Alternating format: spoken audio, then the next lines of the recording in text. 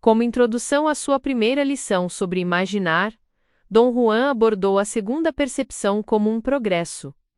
Começa com a noção que nos surge mais como uma inquietação do que como uma realidade concreta. Transforma-se em algo que só pode ser experimentado, como uma impressão, e, por fim, evolui para um estado de existência, ou uma área de possibilidades, ou uma potência maior que nos revela universos, além de nossas ilusões mais extravagantes. Os praticantes do oculto têm duas maneiras de esclarecer a magia. Uma é falar em termos simbólicos e narrar sobre um universo de dimensões encantadas. Outra é explicar suas ações em termos teóricos próprios da magia. Eu sempre optei pela segunda, embora nenhuma das duas alternativas jamais satisfaça a lógica de alguém do Ocidente.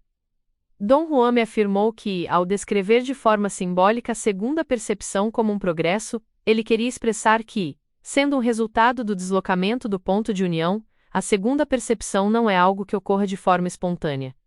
Deve ser proposital, encarando-a inicialmente como uma noção, e terminando por compreendê-la como uma consciência firme e dirigida do deslocamento do ponto de união.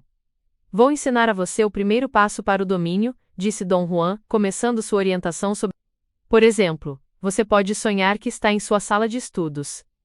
Firmar o imaginar significa que você não permite que o devaneio se transforme em outra coisa. Você não pula da sala de estudos para as serras, por exemplo. Em outras palavras, você comanda a visão da sala de estudos, e não permite que ela se desfaça enquanto você desejar. Mas é possível realizar isso? Certamente que é possível. Esse domínio não é diferente do controle que temos sobre qualquer circunstância em nossas vidas diárias. Os praticantes do oculto estão habituados com ele, e alcançam-no sempre que queiram ou necessitem.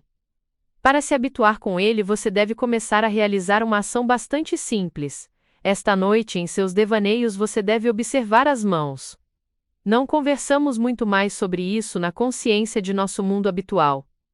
Em minhas lembranças das vivências na segunda percepção, contudo, descobri que tivemos uma troca mais do que ampla.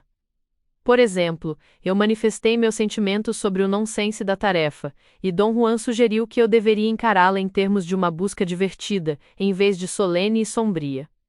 Seja tão sério quanto quiser ao conversarmos sobre imaginar, disse ele. As explicações sempre exigem reflexões profundas. Mas quando estiver imaginando, seja tão leve quanto uma pluma. Imaginar tem de ser feito com integridade e dedicação, mas no meio de risadas, e com a confiança de quem não tem qualquer apreensão. Somente nessas condições nossos devaneios podem se transformar no imaginar. Dom Juan me garantiu que havia escolhido aleatoriamente minhas mãos para que eu observasse nos devaneios, e que seria válido observar qualquer outra coisa. O propósito do exercício não era descobrir uma coisa específica, mas empenhar minha percepção imaginativa. Dom Juan descreveu a percepção imaginativa como o domínio que adquirimos sobre nossos devaneios, depois de fixar o ponto de união em qualquer posição nova para o qual ele tenha se deslocado durante os devaneios. Em termos mais amplos, ele chamava a percepção imaginativa de uma faceta incompreensível da consciência, que existe por si, aguardando o momento de atraí-la, um momento em que lhe daremos um propósito, uma capacidade oculta que todos nós temos em reserva, mas que nunca temos a chance de usar. As primeiras tentativas de procurar minhas mãos no devaneio foram um fracasso. Depois de meses de esforços malogrados, desisti e reclamei novamente com Dom Juan sobre o nonsense dessa tarefa. Existem 7 passagens, ele disse em resposta. E os sonhadores precisam abrir todas elas, uma de cada vez. Você está diante da primeira passagem que precisa ser aberta caso deseje imaginar? Por que você não me disse isso antes? Teria sido inútil falar sobre as passagens do imaginar antes de você esbarrar com a primeira. Agora você sabe que há um obstáculo e que precisa superá-lo. Dom Juan esclareceu que há entradas e saídas no fluxo de força do universo, e que no caso específico do imaginar, há 7 entradas vivenciadas como obstáculos, que os praticantes do oculto chamam de 7 passagens do imaginar. A primeira passagem é o limite que precisamos atravessar, tornando-nos cientes de uma sensação específica antes do sono profundo. Uma sensação como um peso agradável que não nos permite abrir os olhos. Chegamos a essa passagem no instante em que nos conscientizamos de que estamos adormecendo, suspensos na escuridão e na sensação de peso. Como me conscientizo de que estou adormecendo? Existem etapas a seguir? Não, não existem etapas a seguir.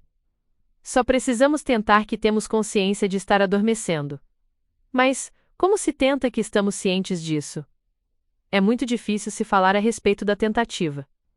Eu, ou qualquer outra pessoa, pareceria tolo tentando explicar. Pense nisso quando ouvir o que tenho a dizer em seguida. Simplesmente tentando, os praticantes do oculto tentam algo que os coloca na tentativa. Isso não significa nada, Dom Juan. Preste muita atenção. Algum dia vai ser sua vez de esclarecer. A afirmação parece sem sentido porque você não a está colocando no contexto adequado. Como qualquer pessoa lógica, você pensa que compreender está unicamente no âmbito da razão, de sua mente. Para os praticantes do oculto, como a afirmação que fiz tem a ver com a tentativa e com tentar, compreendê-la está no âmbito da força.